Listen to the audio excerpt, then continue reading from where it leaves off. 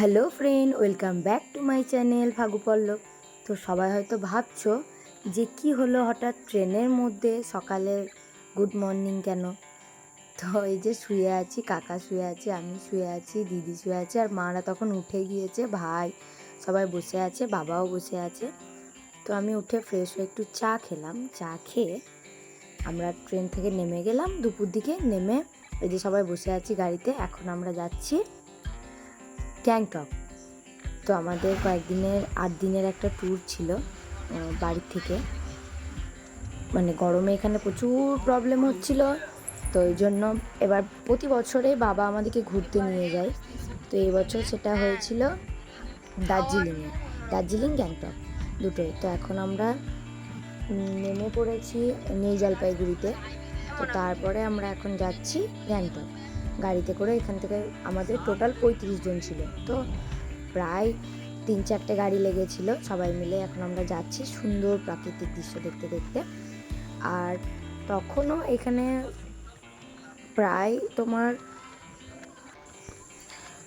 প্রায় তখন ঠান্ডা মানে লাগছিল না নিচের দিকে।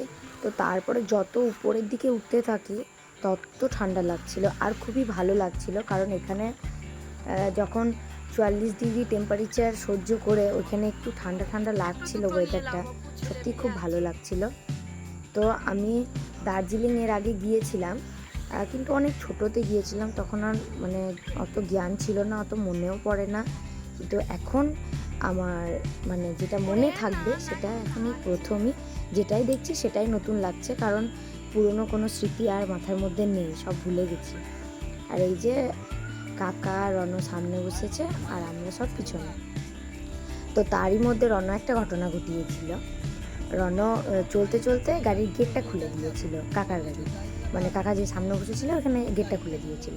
তো কাকা কোনো মতে সামলে নেয়, ও ভীষণ দুষ্টু। তো আমাদের এই যে মাঝে একটা রেস্টুরেন্টে দাঁড় করিয়েছিল খাওয়ার জন্য। তো আমি নিয়েছিলাম মোমো, এখানে বলে দিয়েছিল যে যেটা নেবে নিতে পারে। আর দিদিরা সব ছোলা বাটোরা নিয়েছিল, আর আমি মোমো নিয়েছিলাম। দিয়ে লাস্টকালে আমি একটা ফ্রুটি নিলাম। তো আমার ফ্রুটিটা রণ নিয়ে নিল, দিয়ে আমি ভীষণ চেঁচামেচি করছিলাম। ওই জন্য ছোটো মার ব্যাগে একটা ফ্রুটি ছিল, ছোটো মা সেটা আমাকে দিল। তো এই যে এখন আমরা যাচ্ছি।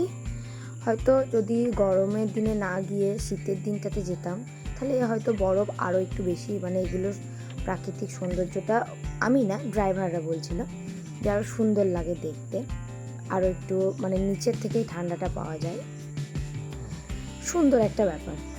তো চলো, এই যে আমরা এখন চলে এসেছি গ্যাংটকে। তো এখানে থেকে আর বড় গাড়ি যাবে না, এখানে আমাদেরকে নামিয়ে দিল। এবার এখান থেকে 4 জন করে এক একটা ট্যাক্সি নিতে হবে, দিয়ে ট্যাক্সিতে করে 4 জন করে যেতে হবে। তো আমাদের হোটেলের রুমগুলো খুব সুন্দর ছিল। আর এইটা যেটা দেখছো এটা দিদির রুম, আর এখানে একটা করে ল্যান্ড ফোনও ছিল। তো ওইগুলো নিয়ে সবাই খুব আনন্দ করছিল। আর আমাদের মানে ব্যালকনির জানলা থেকে আমি খুলতে পারছিলাম না কাঁচগুলো, পুরো পাহাড় দেখা যায়। মানে হোটেল যে কটাই আমাদের ছিল, দার্জিলিংয়ে হোক বা গ্যাংটকে হোক, হোটেলগুলো খুব সুন্দর ছিল, খুব পরিষ্কার ছিল। এই যে আমার দিদি খোলার চেষ্টা করছে কিন্তু কোনো মতেই পারছে না। এটা গেল দিদির রুম। আর এই যে এটা আমার দিদির পাশের রুমটাই আমার ছিল। মারা নিচের তলায় ছিল আর আমরা উপরতলায় সবাই ছিলাম, মামা, ছোটো মারা, দিদি আর আমি। এই যে দেখো এসে ব্যাগপত্র খুলে ভীষণ অবস্থা করে দিয়েছি। আর রুমগুলো খুব গোছানো ছিল, খুবই পরিষ্কার পরিচ্ছন্ন রুম ছিল। আর আমিও একটু ল্যান্ডফোনটা নিয়ে ক্যাদ মেরে নিলাম। তো যেহেতু আমাদের ল্যান্ডফোন অত আমি দেখিনি, ওই জন্য একটু ছবি টবি তুললাম। আর এই যে দেখো খুব সুন্দর লাগছিল, রাতের বেলা ভিউটা আরও সুন্দর লাগছিল। তো এখানে প্রচুর ঠান্ডা ছিল, হয়তো দেখায়নি, এখানে কোনো ফ্যানের পয়েন্টও ছিল না, এসির পয়েন্টও ছিলই না। কিন্তু ব্ল্যাঙ্কেট নিতে হয়েছে, সব সময় সোয়েটার ক্যারি করতে হয়েছে। মানে বাড়ির থেকে অত গরম সহ্য করে গিয়ে এখানে সোয়েটার আশ্চর্যই লাগছিল। তো আস্তে আস্তে অনেকটা দুপুর হয়ে গিয়েছিল। আর এই যে আমরা ভাত খেতে বসে পড়েছি। আমাদের এই যে আমি আর মা সবাই ফ্রেশ হয়ে স্নান করে খাওয়া দাওয়া করে বিকেলের দিকে আমরা একটু ঘুরতে বেরোই। আর তখনই শুরু হয় বৃষ্টি, প্রচুর বৃষ্টি হয়। তো আমরা সেদিন এমজি মার্কেট যেতাম, কিন্তু আর যেতেই পারিনি বৃষ্টির জন্য। ওই জন্যই ঘরে বসেই 2টো পিৎজা অর্ডার করেছিলাম। তো আমার রুমেই সব পিৎজা পার্টি হচ্ছিল, রণ ভাই সবাই মিলে খুলছে আর আমি ভিডিও করছি। রণ পারেই না ও তো কোনো মতে পেরেছে। তো ও খাওয়ার জন্য প্রচুর দাপাদাপি করছিল, কিন্তু যখন একটু করা মুখে দিল কোনো মতে আর খেলো না। তারপরে আমরা চলে এলাম রাতের খাবারে। এই যে সবাই মিলে বসে আছি, রাতের খাবার যে যেটা খায়, বুফে সিস্টেম ছিল, যে যেটা মন হচ্ছিল সে সেটা নিয়ে নিচ্ছিল। খাওয়া দাওয়ারও খুব সুন্দর ছিল। এবার ঘটনাটা হয়েছে কি, আমি সব ভিডিও পাই টু পাই করতে পারিনি, কারণ আমি এতটা আনন্দ করেছি ওইখানে, আমি ভিডিওর কথা ভুলেই গিয়েছি। যতটুকু পেরেছি করেছি। তো চলো তোমরা ভিডিওটা দেখতে থাকো। আর আমি এখনই খাওয়া দাওয়া সেরে শুয়ে পড়বো। পরের দিন আবার নেক্সট দিন আলাদা কোনো ব্লগে। তো আমাদের সেদিন আইটেম ছিল, একটা তরকারি ছিল, আর রুটি ছিল, মাংস ছিল, ভাত ছিল, যে যেটা নিয়েছে।